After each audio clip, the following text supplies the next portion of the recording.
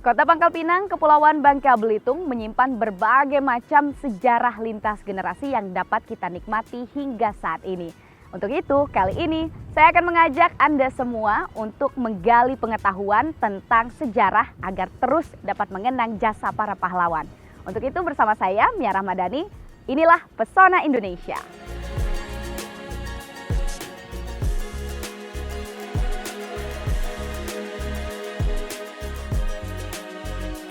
Kota Pangkal Pinang menjadi ibu kota Provinsi Kepulauan Bangka Belitung. Penetapannya sebagai ibu kota dimulai sejak tanggal 9 Februari 2001. Selain sebagai ibu kota, Pangkal Pinang juga menjadi pusat dari pemerintahan, aktivitas bisnis, dan juga perdagangan. Kota ini juga memiliki cagar budaya yang masih sangat terjaga. Ini menjadi bukti jika Pangkal Pinang memiliki rangkaian sejarah yang cukup panjang. Dari masa Kesultanan hingga masa penjajahan Belanda. Bahkan pada masa kemerdekaan, Pangkal Pinang sempat menjadi ibu kota negara, tepatnya di tahun 1948. Tugu 0 km menjadi titik awal penandaan sejarah pembangunan Pulau Bangka saat Pangkal Pinang ditetapkan sebagai ibu kota Keresidenan Bangka di tanggal 3 September 1913, menggantikan Kota Mentok yang sebelumnya menjadi pusat administrasi penambangan timah. Tugu ini terletak di kawasan pusat sejarah atau yang dikenal juga dengan Civic Center. Salah satu cagar budaya yang ada di kawasan Civic Center adalah rumah dinas wali kota. Rumah ex-residen bergaya Eropa dengan eksterior yang identik. Lihat saja bagaimana 10 pilar yang terdapat di bagian depan dari rumah ini. Berderet tinggi menopang atap 5 bagian teras. Tidak hanya itu, jendela yang terdapat di bagian depan juga menjadi karakter bangunan bergaya Eropa. Sejak tahun 1885, rumah ex-residen ini sudah direnovasi menjadi rumah yang megah. Masyarakat Bangka sejak dulu mengenal rumah ini dengan rumah besar karena bentuknya yang besar.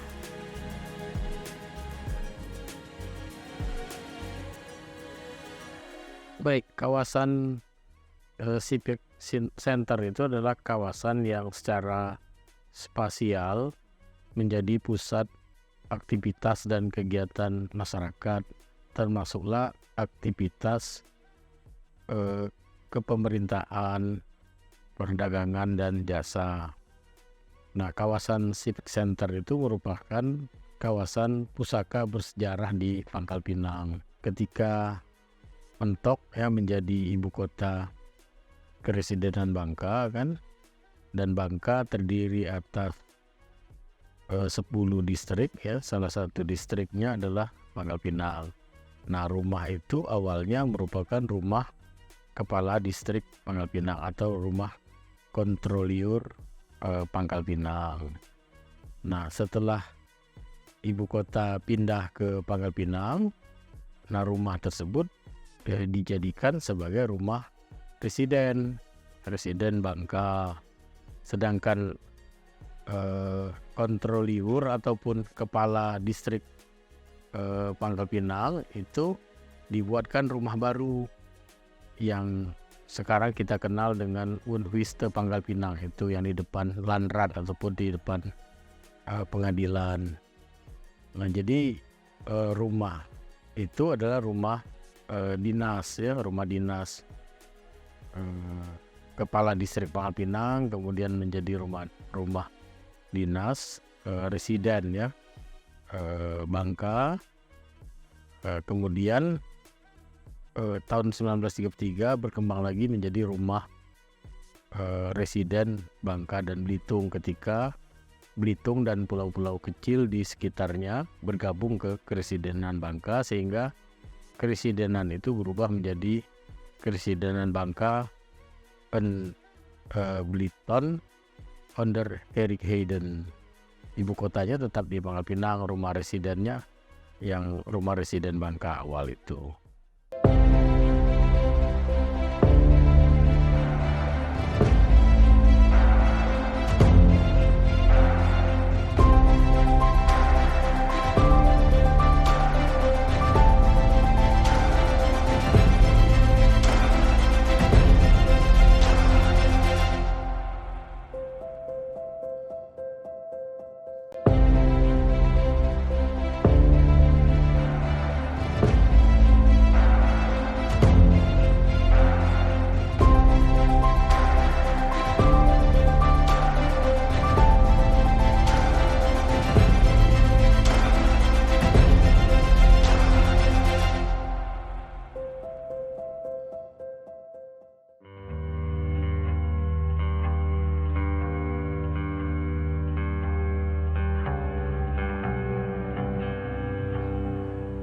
Lokasi lawatan sejarah saya selanjutnya adalah Museum Timah.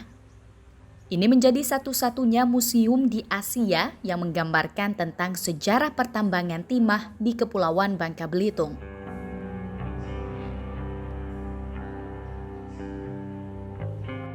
Selain sebagai museum, pada tahun 1949, tempat ini juga pernah dijadikan sebagai tempat tinggal tokoh bangsa, antara lain Bung Karno dan Haji Agus Salim. Keduanya kemudian dipindahkan ke kota Muntok untuk diasingkan. Museum ini menyimpan koleksi peninggalan sejarah tentang proses penambangan, jenis pasir timah, hingga rangkaian sejarah pertambangan tempo dulu.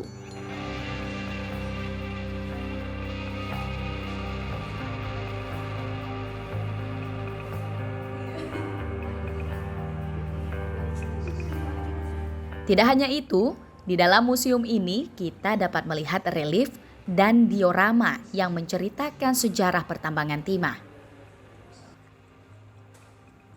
Keberadaannya tidak hanya menambah kekayaan pariwisata Kepulauan Bangka Belitung, tapi juga menjadi sarana edukasi tentang pertimahan bagi generasi selanjutnya.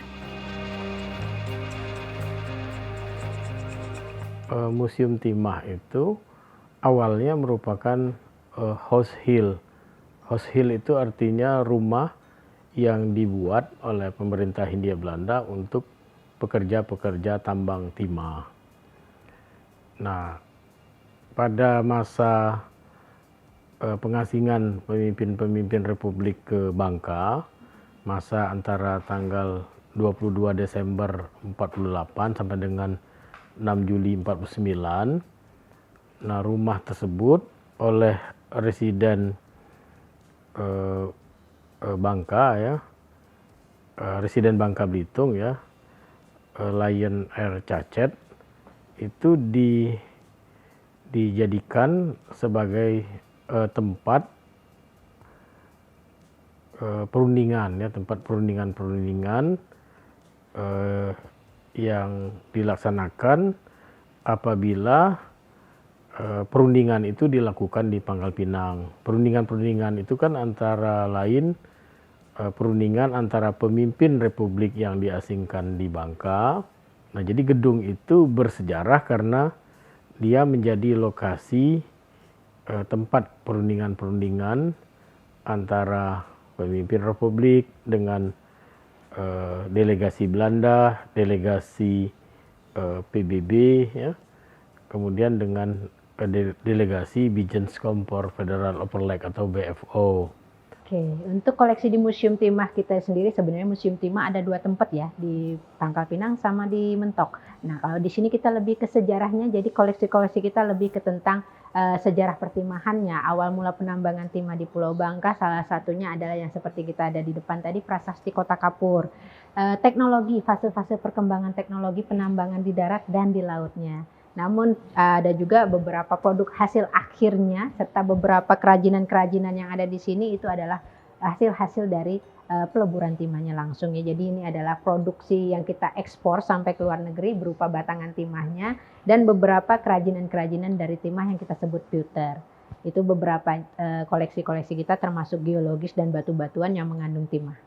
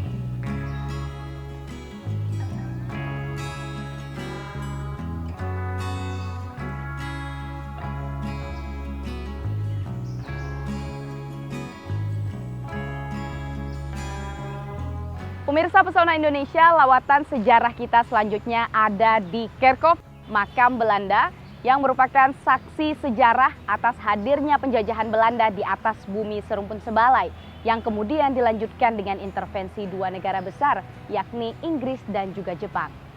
Dan bangunannya pun terlihat sangat berbeda dengan bangunan yang ada di sekitarnya karena memang ini merupakan salah satu situs sejarah yang ada di Pulau Bangka. Kerkhof menjadi bukti sejarah penjajahan Belanda di Tanah Bangka. Keberadaan komplek pemakaman ini menegaskan jika Pangkal Pinang sebelum kemerdekaan banyak ditinggali warga Belanda. Hal ini juga didukung dengan keinginan Belanda untuk menjadikan Pangkal Pinang sebagai pusat pemerintahan. Deretan nisan dari komplek pemakaman Belanda ini sebagian besar berbentuk segi empat, segi enam, dan lingkaran. Di sini bersemayam para tokoh Belanda dan sebagian pejuang Jepang.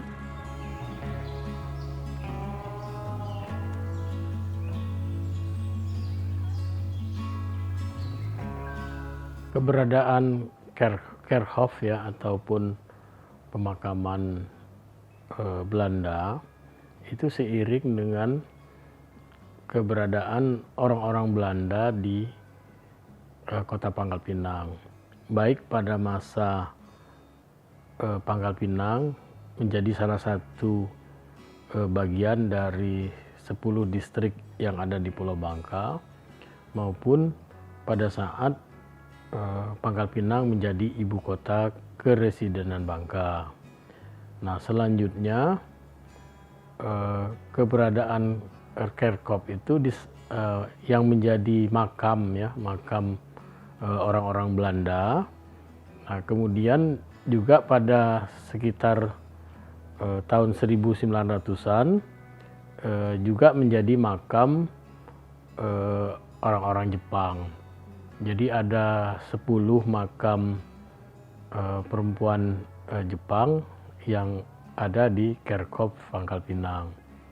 Nah, saat ini masih tersisa sekitar 100 makam dan salah satu makam yang cukup besar dan cukup tua itu adalah makam Nyonya Irene Mathilde Enrechkron ya.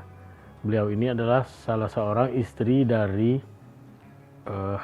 HMRRS Scipio Bloem, seorang notaris yang bertugas di ibu kota Keresidenan Bangka di Pangkal Pinang. Nah, kemudian ada 10 makam orang perempuan Jepang itu yang disebut dengan Karayukisan. Kita ketahui bahwa setelah restorasi Meiji di Jepang itu banyak orang-orang Jepang yang merantau ke Asia, termasuklah ke Asia Tenggara dan ke Bangka. Nah, mereka umumnya perempuan dan bekerja di Asia Tenggara ya, termasuklah bekerja di Bangka. Nah, mereka banyak kemudian menikah dengan laki-laki berhidung putih ya, orang-orang Eropa, sehingga karena mereka menikah dengan orang-orang Eropa, kelasnya dari Fremde Oosterlingen ya, dari orang asing timur itu diangkat kelasnya sama seperti orang-orang Eropa, dan mereka diberi kesempatan kalau meninggal itu dimakamkan di kerkhof. Sebab orang-orang Belanda kan membagi makam itu kan ada yang disebut dengan Inlandis Graven ya, itu makam untuk orang-orang pribumi.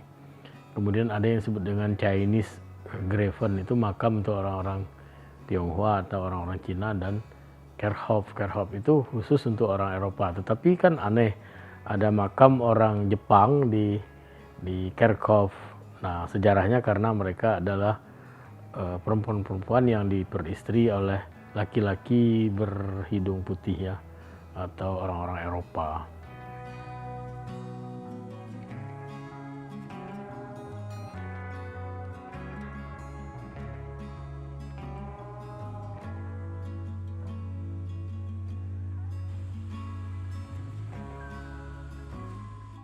Pemirsa Pesona Indonesia, perjalanan kita selanjutnya akan pergi ke salah satu cagar budaya yang ada di Kota Pangkal Pinang yang menjadi bukti sejarah bahwasanya Pangkal Pinang Bangka Belitung pernah menjadi ibu kota Indonesia. Anda penasaran? Ikuti terus perjalanan kami di Pesona Indonesia.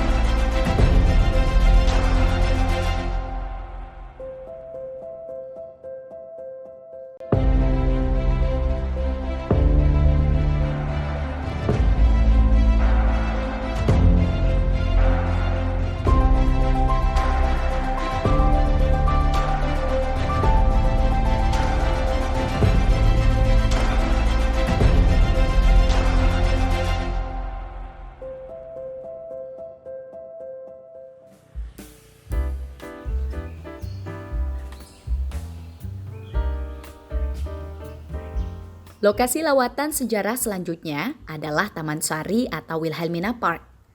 Letaknya berada tidak jauh dari rumah dinas Wali Kota Pangkal Pinang. Luas Taman Sari mencapai 3.000 meter persegi. Terdapat area bermain, tempat berolahraga, dan ruang terbuka hijau yang digunakan oleh banyak masyarakat Pangkal Pinang untuk berkumpul. Nama Wilhelmina Park diubah menjadi Taman Sari setelah kemerdekaan bersamaan dengan perubahan nama Jalan Merdeka. Taman ini menjadi cagar budaya Kota Pangkal Pinang yang ditetapkan melalui Peraturan Menteri Kebudayaan dan Pariwisata pada tanggal 8 Januari 2010.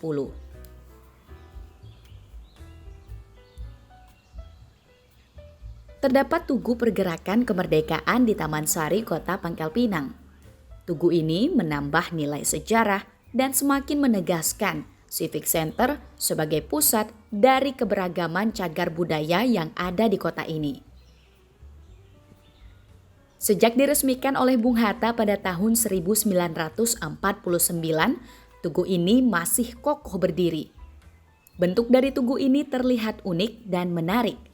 Lebih dari itu, setiap sudut dari tugu pergerakan kemerdekaan ini mengandung makna filosofi dan kemerdekaan bangsa Indonesia.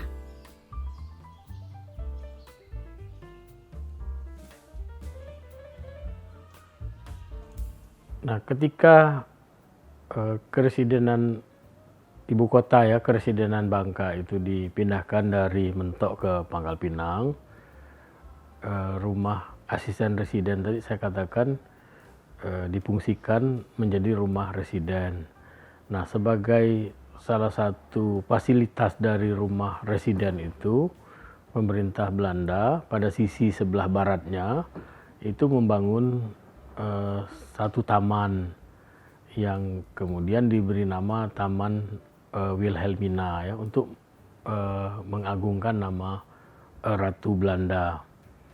Nah, Taman Wilhelmina atau Wilhelmina Park itu merupakan bagian ya dari fasilitas rumah residen. Nah, dibangun dengan dirancang oleh seorang arsitek bernama Van Ben de Horen ya. Nah, difungsikan pertama sebagai tempat konservasi ya tanaman-tanaman langka yang ada di Pulau Bangka. Kemudian sebagai tempat konservasi air, kemudian tempat rekreasi dan olahraga ringan, dan tempat berangin-angin atau Zingoutspannen ya dalam bahasa Belandanya. Nah, kemudian pada lokasi Taman Sari itu juga dibangun satu tugu ya yang disebut dengan Tugu Merdeka. Nah, tugu itu dibangun untuk mengenang ya surat kuasa kembalinya pemerintah Republik Indonesia dari Bangka ke Yogyakarta. Kita ketahui ya bahwa pada medio Juni tahun 1949 dikonseplah surat oleh Bung Hatta, kemudian diketik oleh Abdul Ghaffar Pringgodikdo, dan kemudian surat itu ditandatangani dan diserahkan ya oleh Bung Karno kepada Sri Sultan Hamengkubuwono IX ya, bertempat di Wisma Ranggam atau di Pesanggerahan Mentok. Nah, untuk mengenang penandatanganan surat kuasa kembalinya pemerintahan dari Bangka ke Yogyakarta, itulah kemudian dibangun tugu yang kemudian diletakkan di Taman Sari, Kota Pangkal Pinang.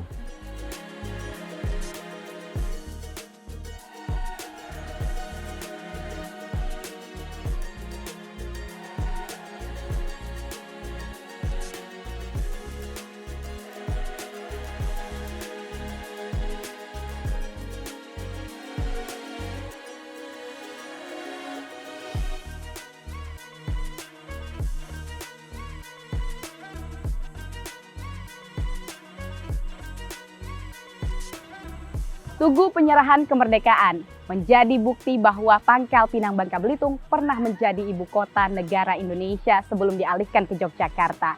Dan di Tugu inilah perjalanan kita di Pesona Indonesia berakhir.